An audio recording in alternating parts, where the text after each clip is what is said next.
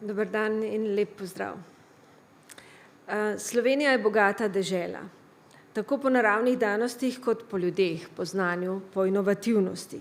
Ni pa vseeno, kako se to naše bogastvo upravlja. V Gibanju Svoboda smo odločeni, da bomo v skupno dobrobit izkoristili vse potenciale, vse talente, ki jih imamo, da bomo ustvarili pogoje za trajnostni napredek na vseh področjih.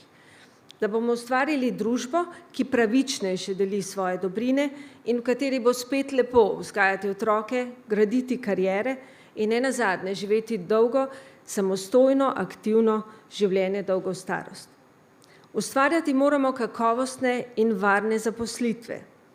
Nesprejemljivo je namreč, da med nami živijo ljudje, ki kljub polni zaposlitvi ne morejo preživeti sebe in svojih družin. Nesprejemljivo je, da stari ljudje s polno pokojninsko dobo in starostjo ne morejo dostojno živeti s pokojnino, ki jo prejemajo. Cilj je odprava revščine v Sloveniji. Kot država moramo vsem svojim prebivalcem omogočiti dostojno življenje, skrbeti za socialno pravičnost pri razdeljevanju naših skupnih dobrin, omogočati, da lahko prebivalci v največji možni meri izkoristijo svoje potenciale in živijo polno in aktivno, socialno in kulturno bogato življenje. Pravica za vse do zdravega okolja in zadostne podpore, kadar jo potrebujemo, daje smer naši socialni politiki. Naš cilj je družba, ki temelji na enakopravnosti vseh, ne glede na narodnost, raso, starost, jezik, politično ali versko pripadnost, spolno usmerjenost, socialno ali druge okoliščine. Naš cilj je ustvarjati trdno medgeneracijsko zavezništvo, da se bomo v vseh življenjskih obdobjih počutili varno, živeli srečno in polno življenje. Ustvarjali bomo prostore svobode, spoštovanja, dialoga, sodelovanja in solidarnosti, z ničelno toleranco do sovražnega govora in z ničelno toleranco do diskriminacije.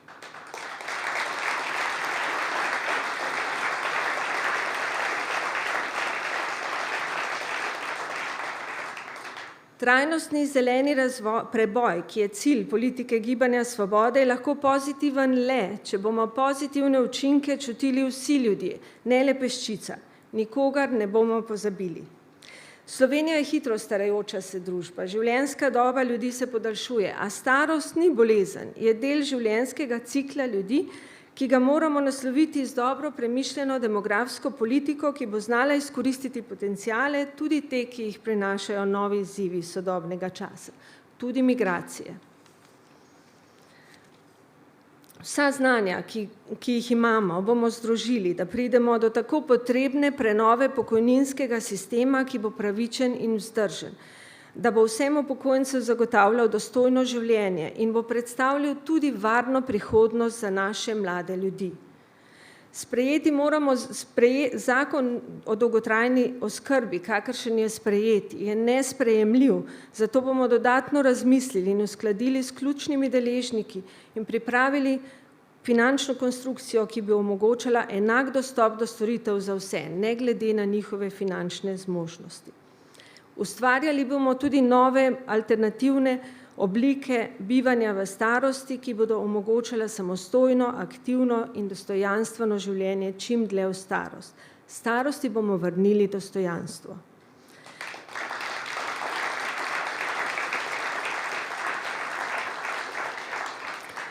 Sodelovanje je edina pot, ki vodi do boljše družbe, kot smo danes. In samo z razumevanjem, da različna mnenja vodijo do boljših odločitev, nam bo uspelo s spremembami, ki so potrebne in smo si jih zadali. Zato bomo gradili partnerstva in ne razdvajali, vključevali in ne izključevali.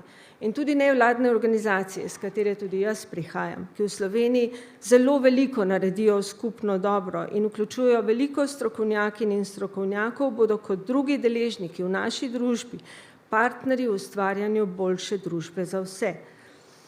S sodelovanjem, skupnim ciljem lahko gradimo prihodnost in hočemo jo graditi tako, da bo lepša za vse.